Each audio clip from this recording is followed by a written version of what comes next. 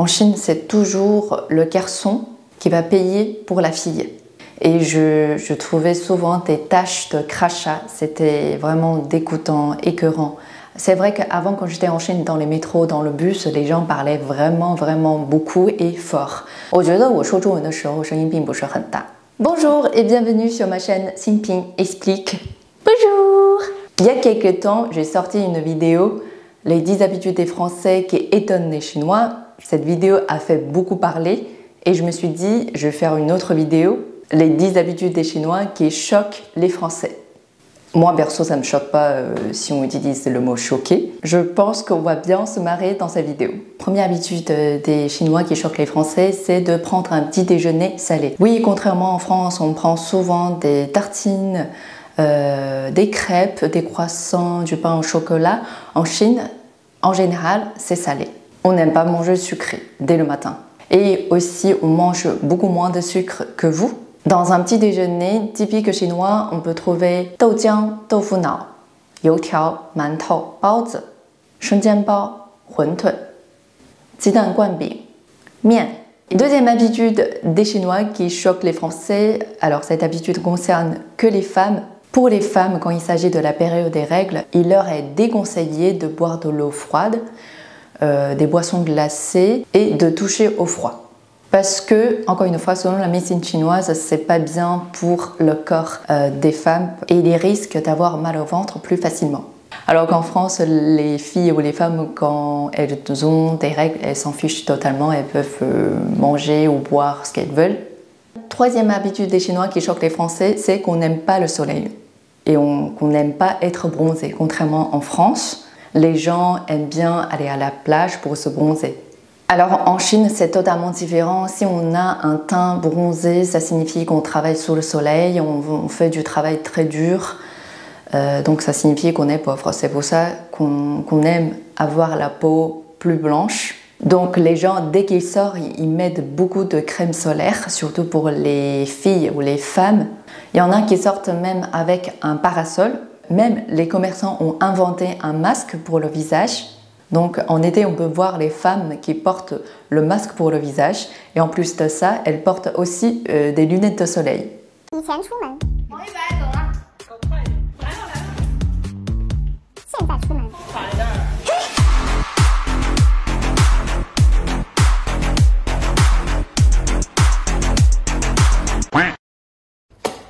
La dernière fois quand je suis retournée en Chine, j'étais dans le TGV, j'ai vu une femme bien équipée, avec le masque pour le visage, un chapeau et aussi des lunettes de soleil. Ça m'a choquée. J'ai pas l'habitude de voir ça. Je disais tout à l'heure que les Chinois n'aiment pas le soleil et n'aiment pas être bronzés, mais cette tendance a un tout petit peu changé depuis quelques années. Les gens sont conscients que avoir un teint bronzé, c'est aussi le signe d'être en bonne santé. Donc en Chine maintenant, on peut trouver des gens qui n'aiment toujours pas le soleil, qui se protègent à fond, et aussi des gens qui acceptent d'être bronzés. Mais le plus important, je pense qu'il faut savoir se protéger du soleil d'une manière pertinente. Alors on continue, la quatrième habitude des Chinois qui choque les Français, c'est il s'agit d'une sorte de combinaison comme ça. Comme vous pouvez voir, cette combinaison, c'est un peu ouvert en bas. C'est-à-dire quand les bébés portent ce genre de combinaison, on peut voir leurs petites fesses en l'air. Pourquoi ça paraît un peu choquant? C'est parce que avant en Chine, et c'est toujours le cas dans certaines familles, on n'a pas d'argent pour acheter des couches pour les bébés. Donc le fait d'avoir ce genre de combinaison, les bébés ils peuvent aller faire pipi ou caca plus facilement. Donc ça économise beaucoup d'argent pour des familles. En parlant de ça, ça me rappelle un autre truc, c'est en Chine, je ne sais pas si vous êtes déjà allé en Chine, dans des campagnes souvent, ou même, mais c'est très rarement en ville, les parents font faire caca ou pipi à leurs enfants par terre. J'ai déjà vu ça et je sais que ça existe encore aujourd'hui. Je pense que c'est surtout dans les campagnes, il manque de toilettes publiques, donc les gens ils n'ont pas de choix, donc ils font ça. Cinquième habitude des Chinois qui choque les Français, c'est que les Chinois ne font pas la queue. Alors là, je suis en partie d'accord parce que j'ai de vrais exemples à montrer. Par exemple, quand j'étais en licence en Chine, le midi et le soir, je devais manger à la cantine.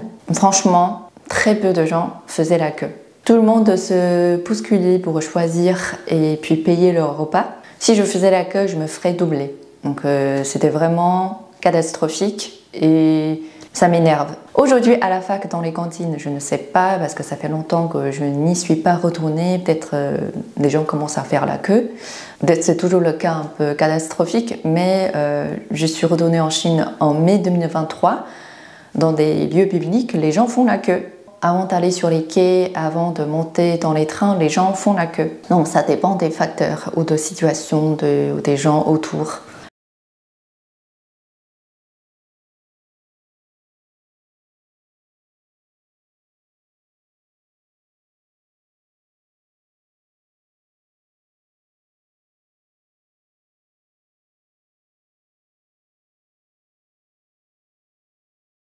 Je pense qu'il faut se montrer exemple. Si la plupart des gens font la queue, il n'y aura personne qui va doubler ou qui essayer de couper la queue. Sixième habitude des Chinois qui choque les Français, c'est que les Chinois parlent trop fort. Je pense à plusieurs raisons. Déjà, à Paris, on a plus de chances de tomber sur les Chinois. Si vous trouvez que les Chinois parlent trop fort, je pense personnellement, c'est parce que c'est une langue étrangère, donc c'est très reconnaissable, c'est pas votre langue maternelle, donc c'est plus facile à l'identifier. Aussi, une autre raison, c'est le chinois, c'est une langue chantante, c'est une langue à ton. Donc peut-être quand on parle, il y a des différentes variations de ton, donc pour vous, ça paraît un peu trop fort, agressif.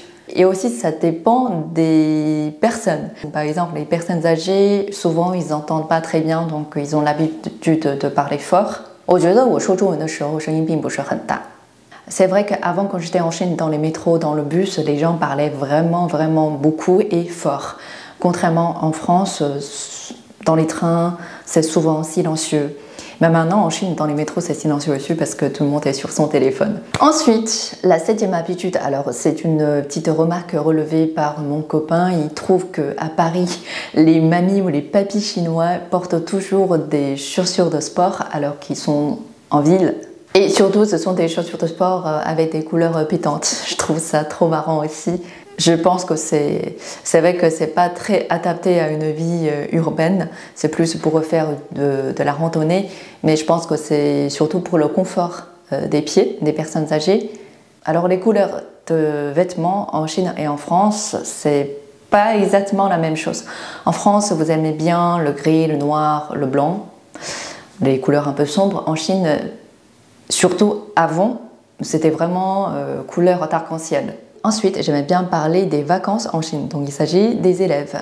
Comme dans la dernière vidéo, j'ai dit qu'en Chine, on fait le pont pour travailler, mais pas pour se reposer. En fait, peut-être j'ai pas bien expliqué, donc ce que je voulais dire qu'en France, par exemple, le jour de férié, c'est jeudi, donc vous allez faire le pont, c'est-à-dire jeudi, vendredi et le week-end, ce seront des jours de repos. Alors qu'en Chine, par exemple, pendant la fête nationale, il y a 7 jours de vacances, du lundi au dimanche. Ils vont faire travailler aux élèves le week-end d'avant. Donc c'est ça faire le pont. Ça veut dire que la semaine d'avant, au lieu de s'arrêter à vendredi, eh ben, ils vont continuer à travailler vendredi et le week-end. Neuvième habitude des Chinois qui choque les Français, c'est que les Chinois crachent par terre. Là, comme l'habitude de faire la queue, je suis toujours en partie d'accord parce que j'ai réellement vu ça, surtout à la gare. Devant la gare, il y a souvent un espace un peu étendu, une petite place. Et je trouvais souvent des taches de crachat. C'était vraiment dégoûtant, écœurant. Et pareil, la dernière fois quand je suis retournée en mai 2023, j'ai pas vu de crachat par terre. Donc je pense qu'il y a réellement un changement en Chine qui se passe et ce n'est plus le cas comme il y a 20 ans.